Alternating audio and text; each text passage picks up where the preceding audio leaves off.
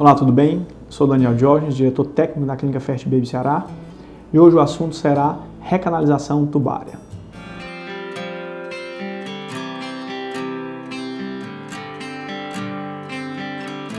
A recanalização tubária é um assunto comum do nosso dia a dia e diz respeito àquelas pacientes que no passado realizaram a laqueadura tubária, a conhecida ligação de trompas, e que atualmente, ou no momento atual, com um novo parceiro, desejam ter novos filhos, uma nova família. Existem duas opções para esses pacientes. A primeira opção é a opção mais clássica e mais antiga, que é você realizar a cirurgia para recanalizar as trompas. E a segunda opção é partir diretamente para um tratamento de fertilização in vitro, um bebê de proveta, onde você não precisa de trompas para que você concretize a gravidez. Falando da primeira opção, que é a cirurgia de recanalização tubária, essa cirurgia depende do sucesso dessa cirurgia depende de vários fatores, principalmente de como foi feita essa ligação tubária no passado, há quanto tempo essa ligação foi feita e qual a idade da paciente. Não tem muito sentido você promover uma recanalização tubária de uma paciente de 40 anos ou mais, quando ela já terá uma reserva ovariana reduzida e uma chance muito menor de uma gravidez espontânea. Essa paciente vai ter um benefício muito maior indo para uma fertilização in vitro.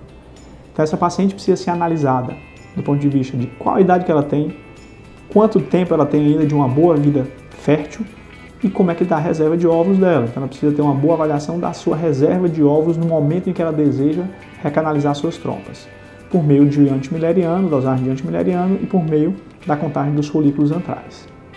Se a paciente apresenta uma boa reserva de óvulos, é jovem, tem menos de 40 anos ou principalmente menos de 35 anos, é possível que essa cirurgia dê um resultado positivo para ela.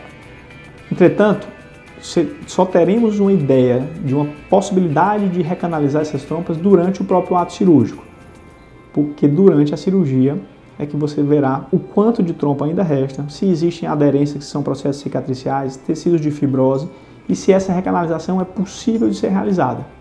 Não é incomum você tentar iniciar o procedimento cirúrgico e não conseguir completar essa recanalização.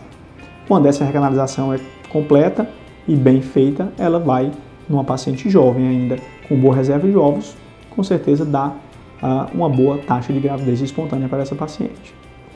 O segundo ponto que tem que ser pensado é, além do risco cirúrgico da recanalização tubária, a taxa de insucesso que existe. Isso depende das mãos de cirurgiões habilidosos, que saibam fazer isso e que tenham um microscópio, tenham todo o material adequado para que seja realizada a recanalização tubária. O segundo tratamento seria partir direto para uma fertilização in vitro. Você realiza o bebê de proveta, então você vai retirar os óvulos, junta com o espermatozoide fora do útero e transfere o embrião para o útero, pulando as trompas.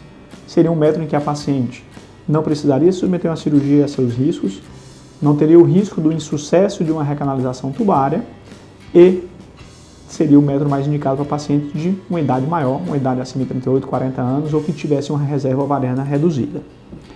Isso tem que ser muito bem analisado e exposto para o casal que está tentando engravidar, suas chances e o que é que eles querem de objetivo e tempo. E um outro fator que tem que ser pensado, num país em que os tratamentos de fertilidade não têm cobertura por planos de saúde, nem pelo governo, então que isso tudo vai partir da particular mesmo, a paciente vai ter que arcar com esse custo, é a relação custo-benefício e risco de sucesso entre uma técnica de fertilização in vitro e uma recanalização tubária. Mesmo a cirurgia de recanalização tubária não é coberta pelo plano e muitas vezes você vai ter um custo elevado para essas cirurgias, muito similar ao custo de uma fertilização in vitro, que não é um custo baixo, só que com uma taxa de sucesso menor. Isso tem que ser muito bem pensado, muito bem analisado, muito bem exposto e para se tomar a decisão correta. Mas essas duas vias são as vias que podem fazer com que essa paciente que fez uma laqueadura tubária no passado chegue ao sucesso de uma gravidez. Hoje, pela facilidade do acesso à fertilização in vitro, pelos custos muito similares entre uma fertilização in vitro e uma cirurgia de recanalização tubária, e pelo fato de você ter uma taxa não tão alta de sucesso na recanalização tubária, a maioria dos casais acaba partindo para um procedimento de fertilização in vitro. Muito embora uma cirurgia de recanalização bem feita em mãos experientes e com uma paciente jovem também nos dê altas taxas de gravidez espontânea. Muito obrigado.